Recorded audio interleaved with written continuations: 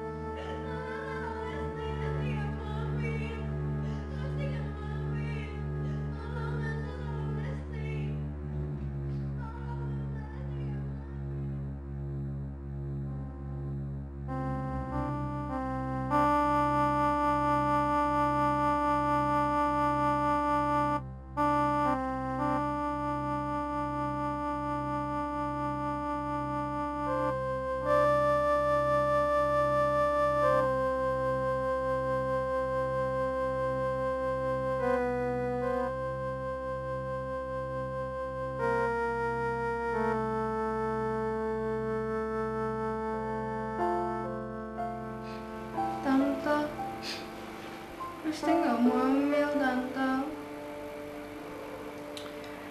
Dengar Resti, Tante juga pernah merasakan hal yang sama.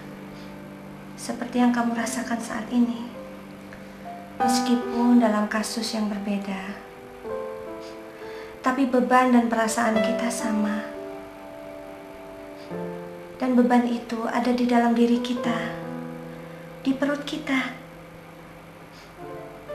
Bukan di perut papa, mama, ataupun di perut suster atau dokter atau siapapun. Maka keputusan ada di tangan kita. Ada di tangan kamu, Resti.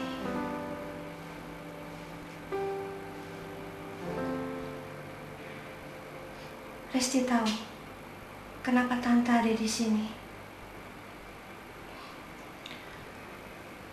Saat itu, Tante baru lulus SMA.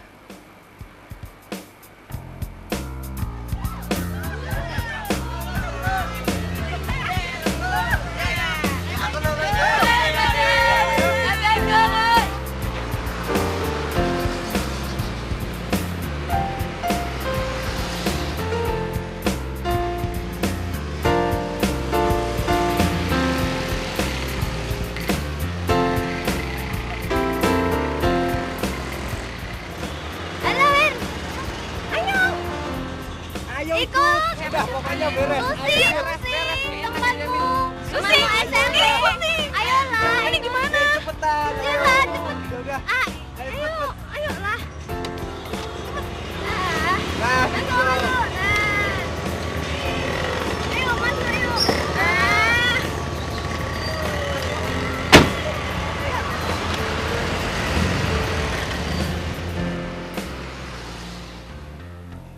Tante begitu percaya pada Susi, teman akrab Tante waktu SMP dulu.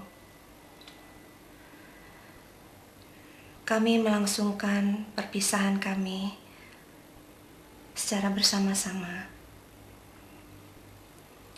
Dan waktu itu, Tante begitu percaya dan mengikuti semua acara yang mereka buat tanpa merasa curiga.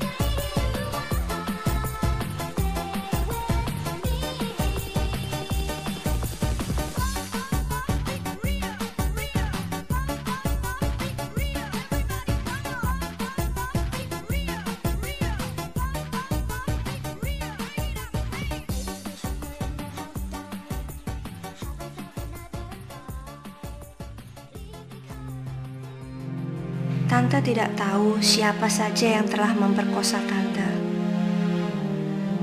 Waktu itu, Tante merasa kotor, tidak berharga, dan semua kebanggaan Tante terhempas begitu saja. Saat itu, hati Tante benar-benar hancur. Dunia seakan-akan sudah runtuh. Dan Tante hanya bisa menyalahkan diri Tante sendiri.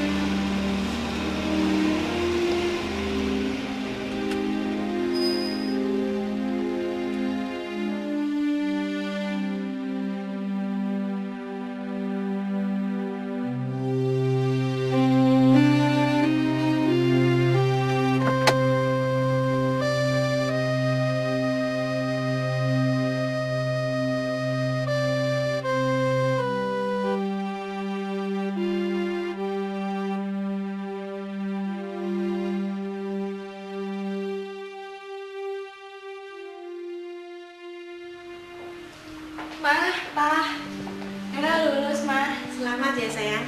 Makasih ya, Ma. Lulus kok nangis? Terharu ya? Apa-apa, masa nangis mah nggak boleh. Boleh sayangku. Selamat ya. Makasih ya, Pak. Adikmu juga naik, dapat ranking lagi.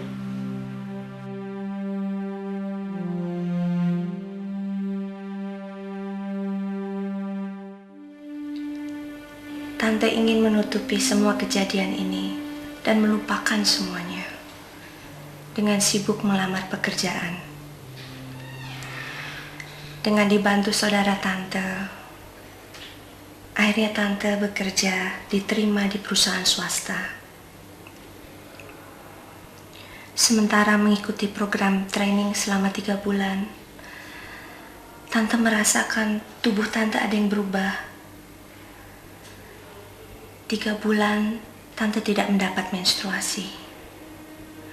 Dan saat itu, tante cemas sekali. Tante tidak dapat menutupi kenyataan lebih lama lagi, Resti, bahwa tante ternyata hamil.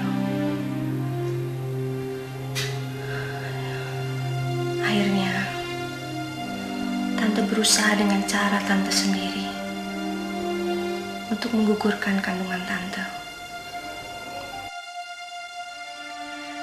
Tante mulai minum obat-obatan dan jamu, dari yang murah sampai yang mahal, untuk menggugurkan janin dalam kandungan tante.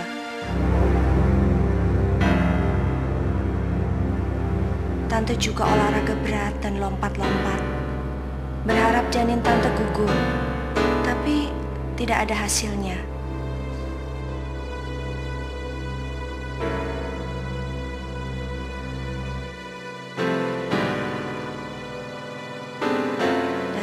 Tante juga makan nanas muda dengan sambal yang pedas sekali. Ini pun juga tidak mempan.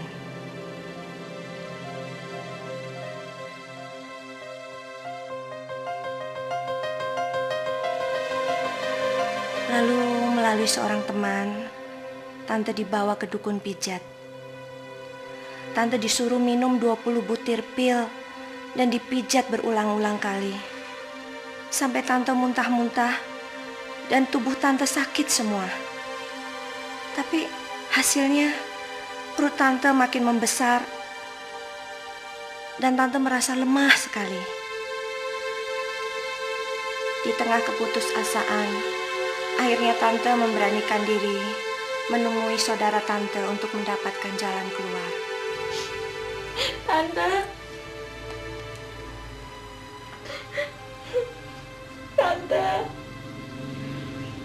apa baru kamu ceritakan sekarang, Hera? Orang tuamu udah tahu belum? tolong aku Tante, jangan sampai mereka tahu. Aduh, ini sangat mempengaruhi masa depan dan karirmu, Hera. Tolong aku Tante. Aku benar-benar tidak mau mengandung bayi ini, Tante. Kamu siap menghadapi resikonya?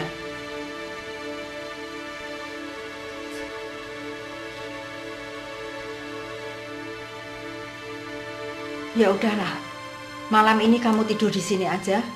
Sabtu besok kita urus. Kamu libur kan?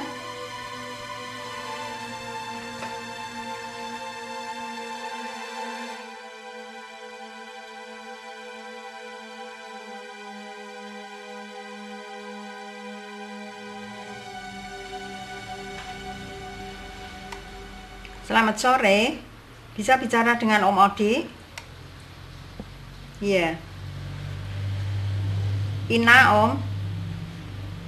Iya, ini ada pekerjaan untuk Om besok. Iya. Iya, seperti biasa, Om. Kita besok ketemu di tempat seperti biasa. Iya, sampai besok, Om.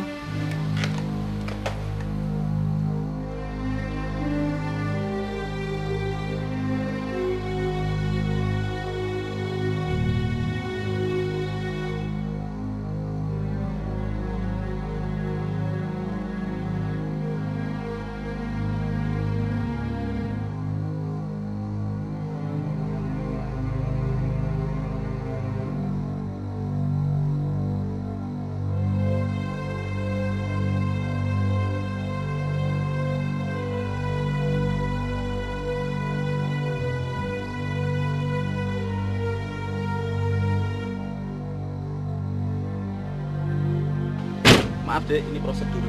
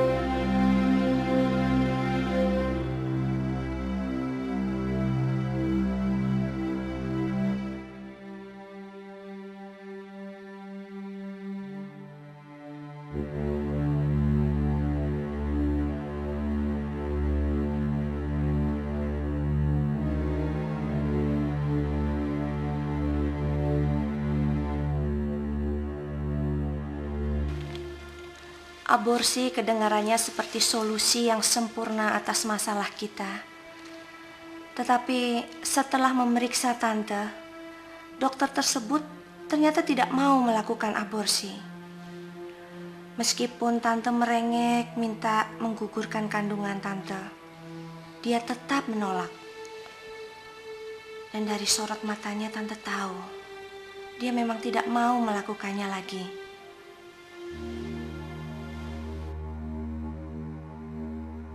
Oke Hera, kamu bisa buka topi itu.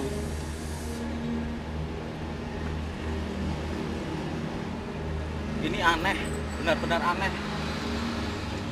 Dia itu sudah pelangganan menangani kasus seperti ini. Tapi hari ini dia aneh. Ya, dunia memang aneh.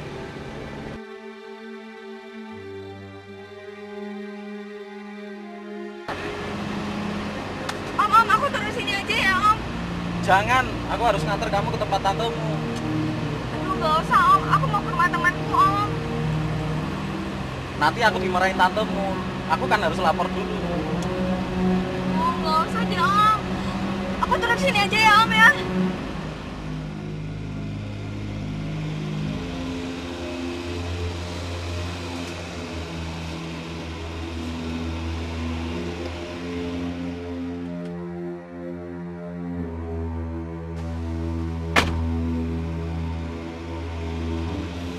Pikiran tante tidak tahan untuk menanggung bayi dari orang yang telah memperkosa tante.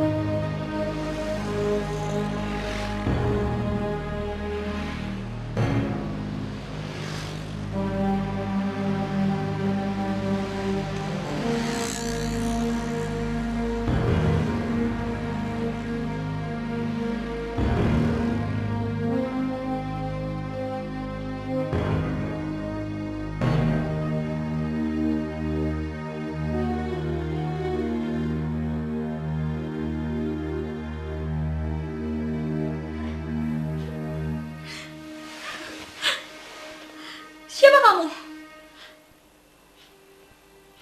Malaikat? Ya, malaikat penyelamatmu. Ini aku, Ati, teman sekelasmu. Ati? Ati anak Pak Dokter Setiawan? Ya, benar sekali. Ati, tolong aku, Ti. Aku pengen mati aja. Tenang Hera, tenang. Apa masalahmu? Kenapa kamu bisa pingsan di atas jembatan? Untung aku lewat sana. Boleh aku telepon mamamu? Jangan, Ti. Jangan. Jangan telepon mamaku. Baiklah, baiklah. Kamu beristirahatlah di sini. Aku akan menemanimu.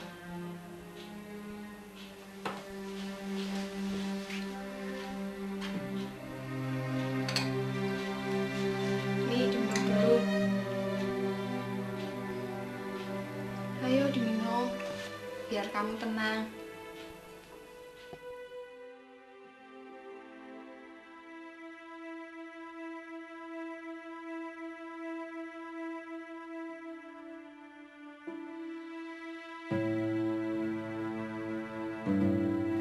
Halo, selamat sore.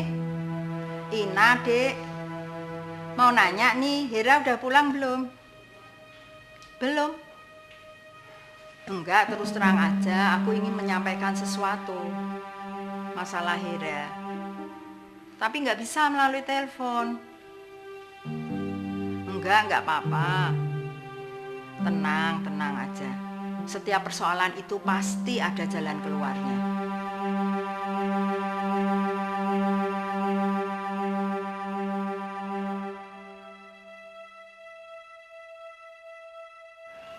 Tolonglah Tante, aku tidak mau mengandung bayi ini. Tenang, Hera, tenang. Biar Om nanti yang bicara ya. Ayo. Mari duduk sini kita berbicara agak santai. Tolonglah Om, aku tidak mau mengandung bayi ini Om. Bukannya Om tidak mau menolong. Hera juga harus menolong Om. Sebab salah satu sumpah atau janji seorang dokter ialah saya akan menghormati setiap insan sejak masa pembuahan. Ini mengandung makna kalau dituruti akan mendatangkan berkat. Sebaiknya kalau dilanggar pasti akan mendatangkan kutukan. Terus bagaimana ini Om? Saya sama sekali tidak mau mengandung bayi ini Om. Om lihatkan video ini buat kamu ya. Video ini dapat membantu kita melihat kehidupan sejak permulaan. Pembuahan adalah pertemuan antara sel telur wanita dan spermatozoa yang disebut zigot. Zigot ini merupakan tanda yang pasti dimulainya seorang individu yang baru. Ia sudah lengkap, sudah memiliki kepribadian sendiri. Ia sudah tentu laki-laki atau perempuan. Rambutnya keriting atau lurus, golongan darahnya, warna kulitnya, model hidungnya, telinganya, dan berbagai sifat dasar telah ditentukan dalam susunan genetikanya.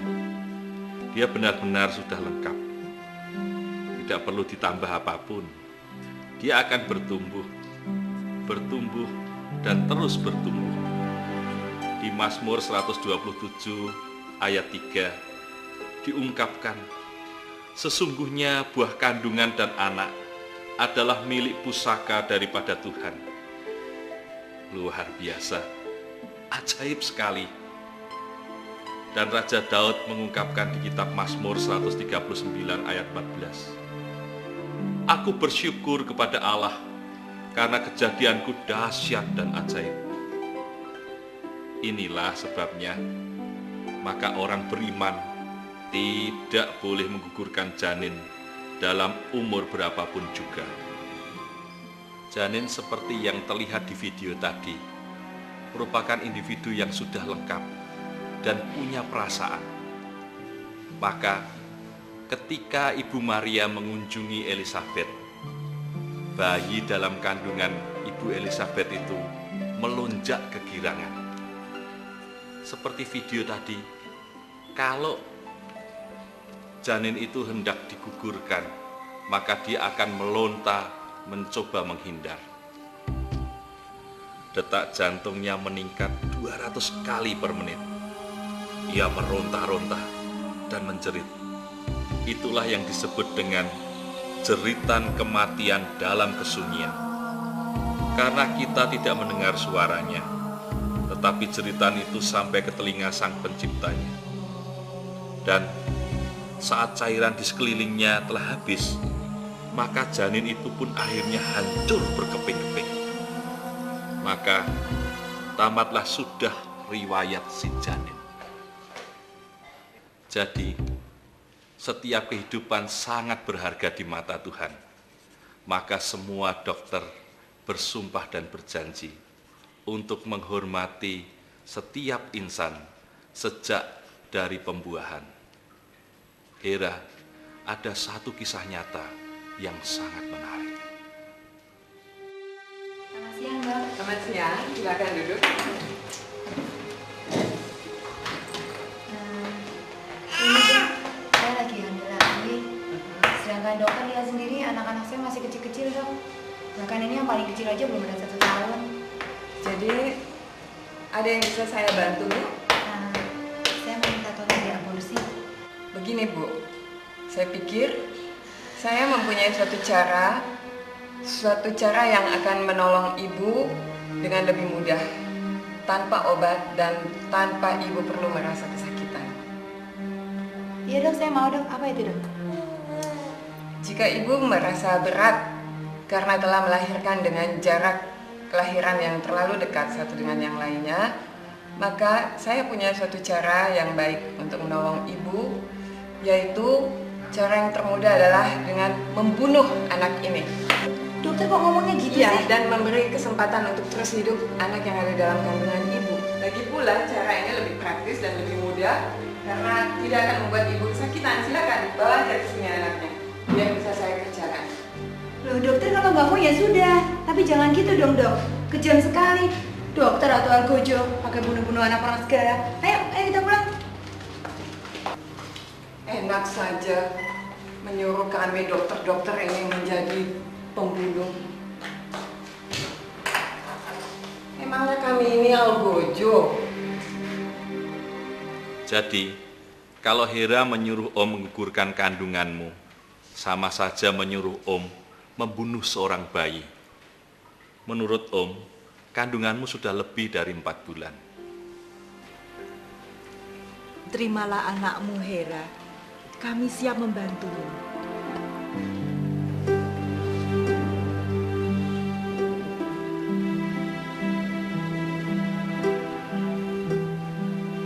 Tiga hari 3 malam, Tante berada di rumah Ati.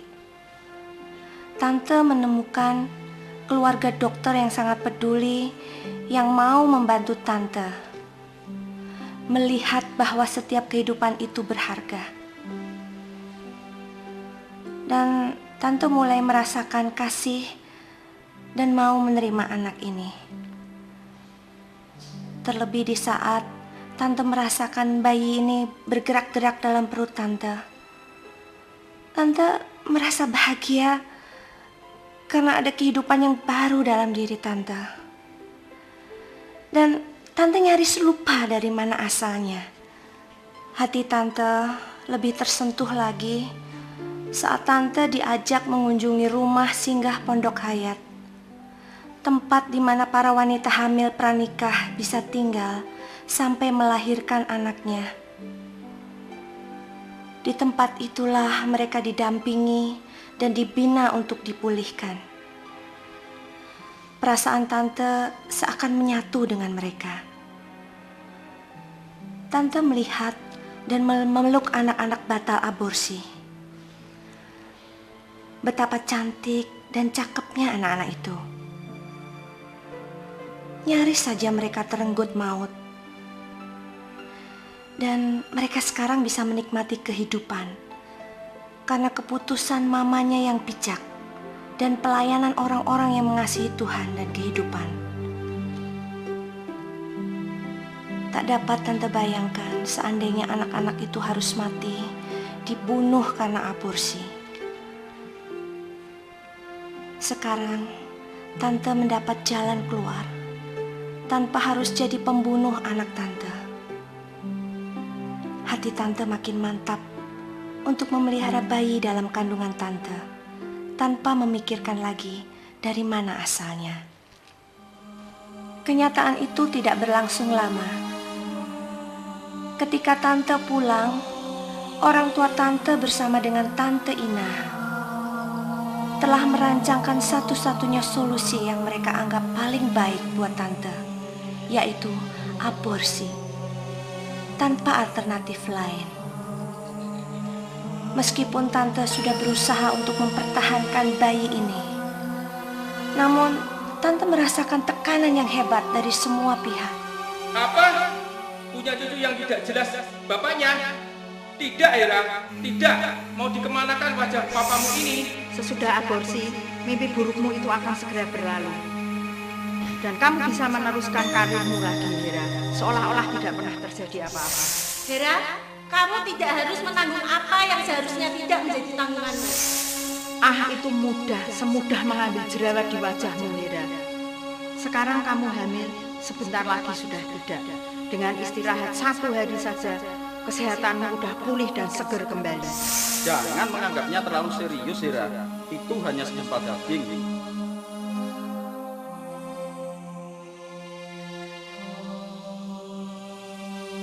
Untuk menyenangkan hati orang tua Tante, akhirnya Tante menyerah.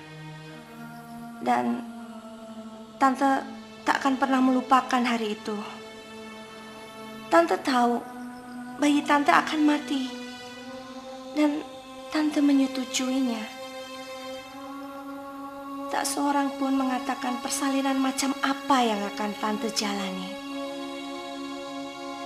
Saat kontraksi berlangsung, Tante meronta-ronta kesakitan setengah mati. Tante melahirkan bayi perempuan yang mungil. Bentuknya sudah sempurna, tetapi ia sudah mati. Tante terguncang pada apa yang orang katakan hanya segumpal daging. Saat itu, Tante berharap dia mulai menangis. Tante berharap dia masih hidup. Dan Tante berharap dapat memeluknya. Tetapi, oh Tuhan, Tante merasakan kekosongan yang tidak pernah dapat diisi oleh apapun juga. Dan Tante sadar bahwa akibat melakukan aborsi,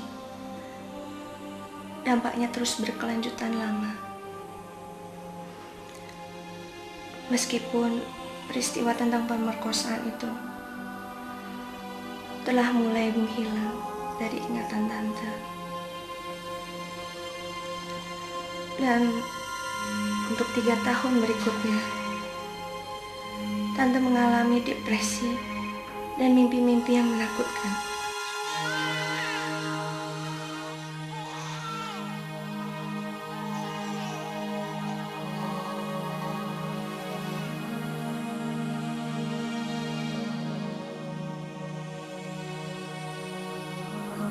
Tante sadar dan menyimpulkan bahwa pemerkosaan adalah suatu kejahatan yang mengandung kekerasan yang menimpa Tante.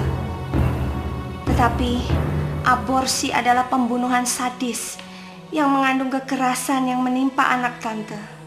Dan Tante lah salah satu pelaku pembunuhan itu. Yang jahat adalah si pemerkosa itu. Tetapi yang kubunuh adalah seorang bayi yang tidak melakukan kejahatan apa-apa.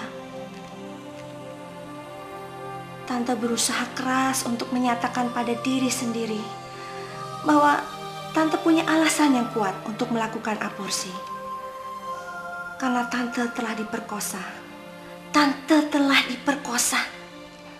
Tetapi alasan itu pun tidak menyembuhkan Tante, malah menyakitkan.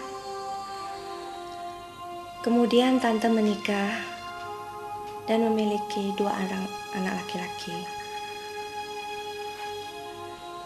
Melalui suami Tante, akhirnya Tante menerima Yesus Kristus sebagai Tuhan dan Juru Selamat Tante. Dan proses kesembuhan terjadi di banyak segi di dalam kehidupan Tante. Namun, setiap kata aborsi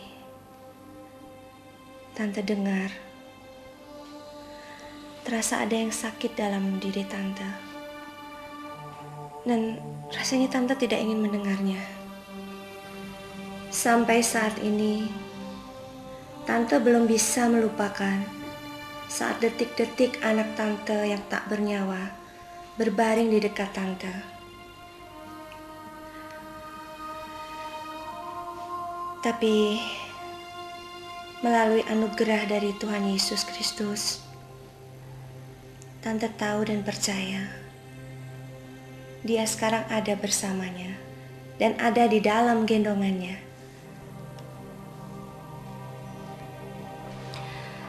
Namun, Tante masih melewati waktu-waktu ketika Tante menangis untuk bayi mungil Tante yang tidak pernah diberi kesempatan untuk tertawa atau menangis, untuk mendengar ombak lautan atau memandang sinar matahari, untuk berjuang atau bersuka cita dalam kehidupan.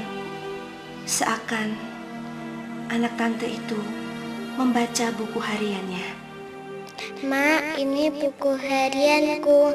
Aku bacakan ya. Hari ini tanggal 2 Juni. Ini pertama kali aku hidup.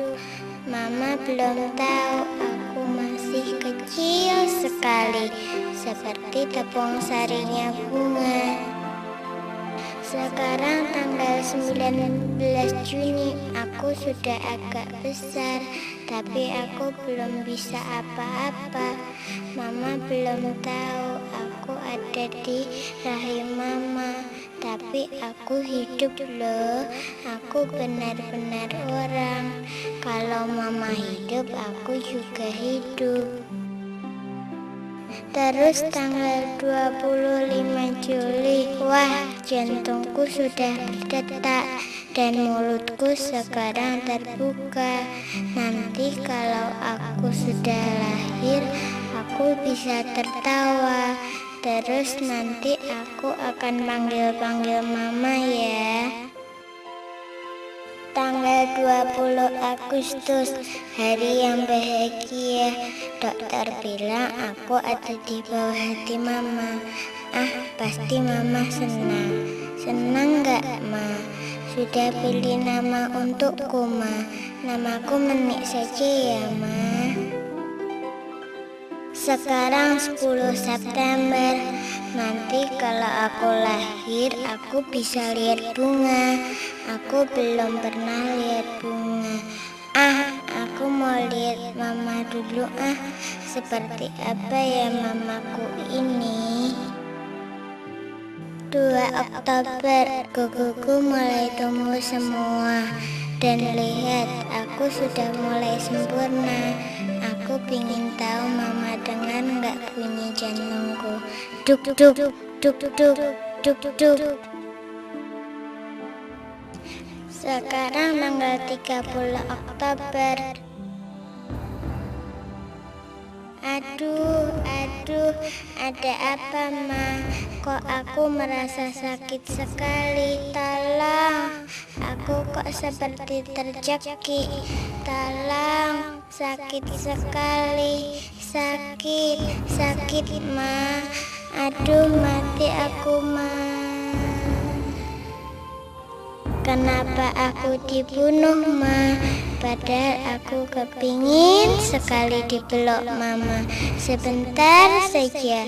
Tapi aku tidak dendam, Ma. Jangan marah ya, Ma. Kalau aku akan datang dalam mimpi-mimpi mama. Aku sayang sama mama. Akhirnya, tante menulis surat untuk putri tante itu.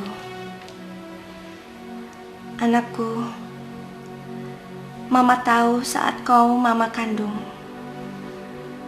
Pada mulanya mama ingin membinasakanmu. Karena engkau adalah hasil dari pemerkosaan.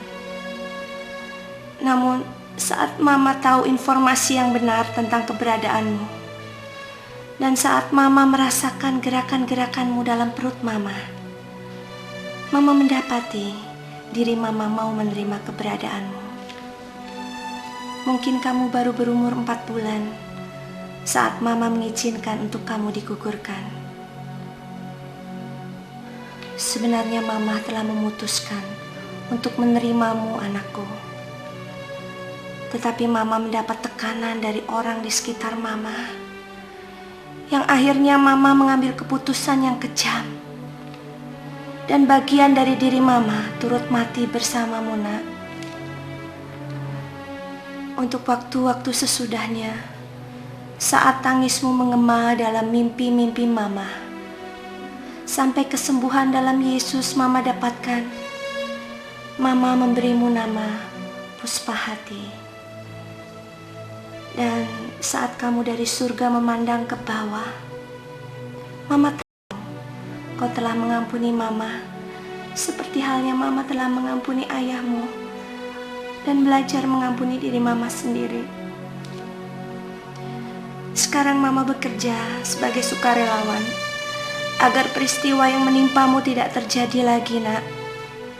Juga menolong orang lain untuk tidak berbuat kesalahan seperti yang telah Mama buat. Dan sesungguhnya kesembuhan hanya dapat melalui pengampunan dan kasih Yesus yang berkuasa. Sampai kita ketemu lagi, Puspa hatiku. Mama mengasihimu, sayang. Itulah Resti, kenapa Tante ada di sini. Itu rekan-rekan Tante. Boleh masuk?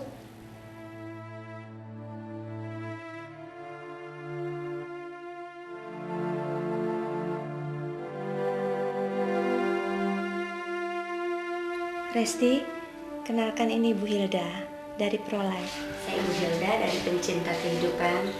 Saya datang bersama rekan saya, John Nathanael, yang pada waktu itu dia juga ingin dibunuh atau digugurkan oleh ibunya.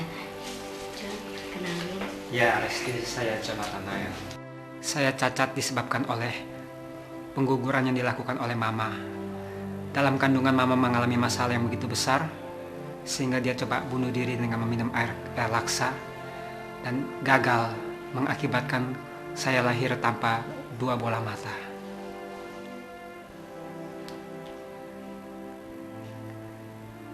Dan yang saya inginkan saat ini, tidak ada lagi anak-anak yang menjadi korban perbuatan yang tidak bertanggung jawab yang dilakukan oleh orang tua.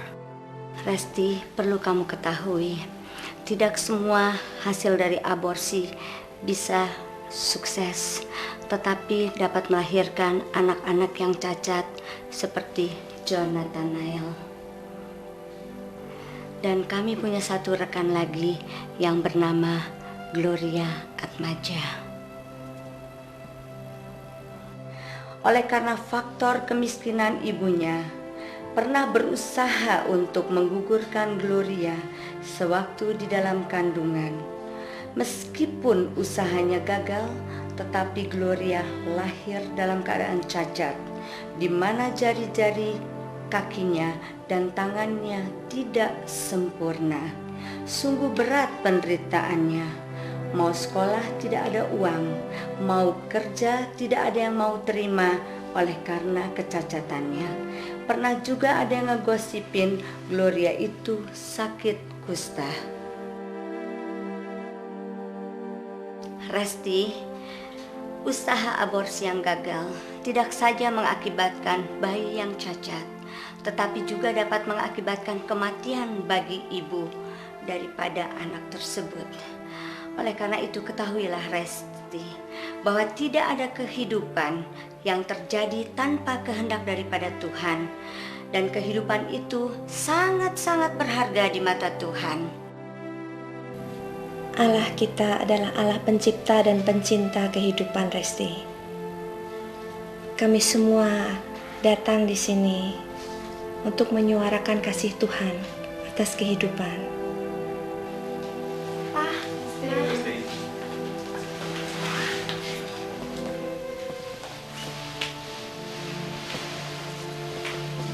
Sayang, kita pelihara anak dalam kandungannya, sayang. Papa tidak peduli apa kata orang-orang. Papa dan Mama siap mendukung Resti.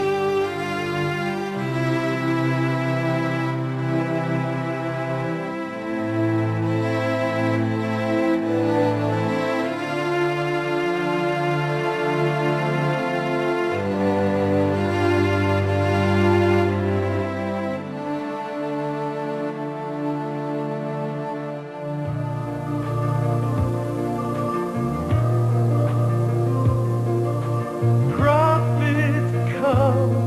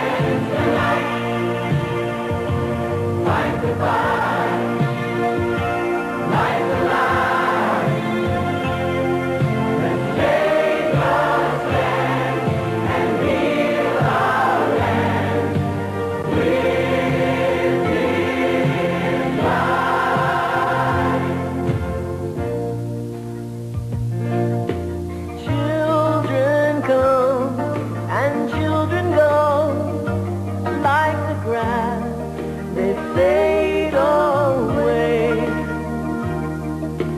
In each heart, there's more than gold, yet through fear, they're thrown away. Father, Father, Father, how your heart must sing for the newly born little light.